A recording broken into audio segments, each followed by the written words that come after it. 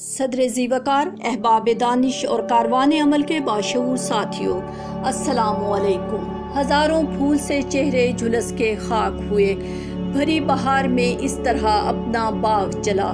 ملی نہیں ہے ہمیں عرض پاک تحفے میں، جو لاکھوں دیپ بجھے ہیں تو یہ چراغ جلا۔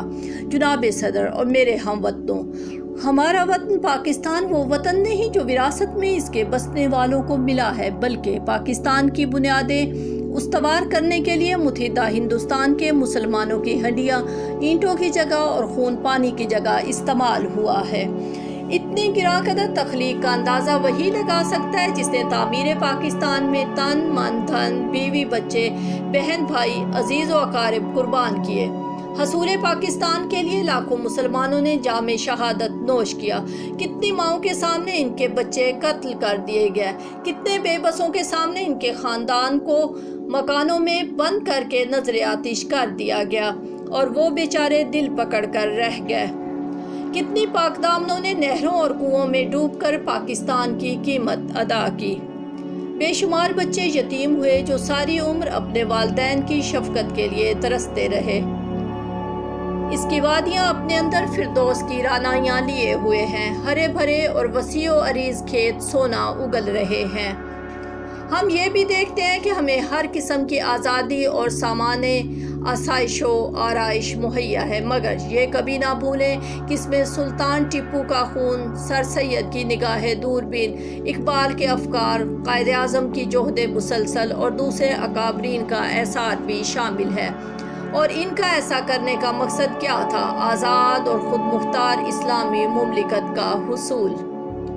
14 اگست 1947 وہ مبارک دن تھا جب مملکت خداداد پاکستان معرض وجود میں آیا۔ مسلمانوں کے اتفاق اور قائد اعظم کے خلوص کی وجہ سے یہ عظیم سلطنت وجود میں آئی۔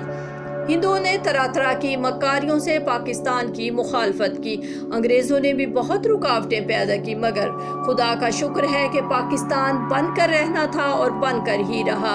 اس وقت مسلمانوں کا یہی نعرہ تھا، لے کے رہیں گے پاکستان، بن کے رہے گا پاکستان۔ دشمنوں نے قائد اعظم کی اس تجویز کی تصحیح میں ایڑی چوٹی کا زور لگایا، چونکہ ہمارا مطالبہ پاکستان کا حصول حق و صداقت پر مبنی تھا، اور حق وہ ہوتا ہے جو اپنے آپ کو منوا لیتا ہے۔ حقیقت اپنے آپ کو جلد یا بدیر اگر نہیں منوا سکتی تو حقیقت نہیں ہوتی، اور اگر منوا لے تو یہ حقیقت حقیقت ہوتی ہے، اور اس کے وجود و نمود کے سان میں دشمنوں کے ناپاک عزائم خاک میں مل گئے، اور آج پاکستان اپنی عظمت کو دنیا میں تسلیم کروا چکا ہے۔ میرے عزیز ہم وطنوں، ہمیں پاکستان سے محبت ہے، اس کے بانی سے عقیدت ہے، اس کے مصور سے دلی لگاؤ، اور ان مجاہدین کے لیے ہمارے پاس مغفرت کی دعائیں ہیں جنہوں نے اس کے لیے قربانیاں دی، جنہوں نے تاج برطانیہ کے خلاف اپنے گھر بار قربان کر دیے، اپنی اولاد کی پرواہ نہ کی اور سلاسل و زندہ کی سختیوں کو خندہ پیشانی سے برداشت کیا۔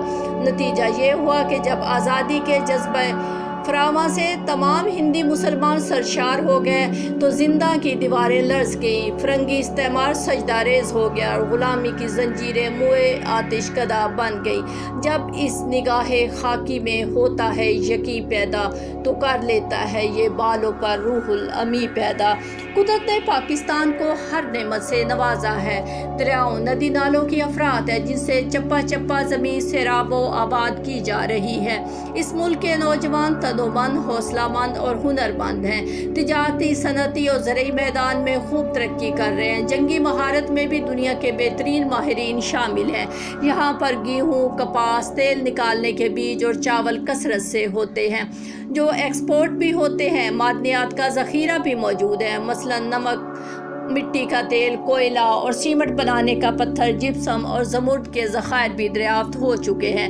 مزید تحقیق جاری ہے، وقت آئے گا جب ہم تیل میں بھی انشاءاللہ خود کفیل ہو جائیں گے۔ بین الاقوامی معاملات میں بھی پاکستان بڑھ چڑھ کر حصہ لے رہا ہے۔ اپنے ہمسایوں سے دوستی کا خواہاں ہے، دوسرے ملکوں سے تجارتی اور ثقافتی تعلقات بڑھائے جا رہے ہیں، اسلامی ممالک سے خاص طور پر معاہدے کیے جا رہے ہیں اور اس ملک سے دستے تعاون بڑھانے کے لیے تیار ہیں جو امن کے لیے کوش ہیں۔ ہم پرامن رہنے کے لیے یقین رکھتے ہیں مگر اپنی حفاظت کے لیے اپنی قوت کو بھی قائم رکھنا اپنا فرض سمجھتے ہیں۔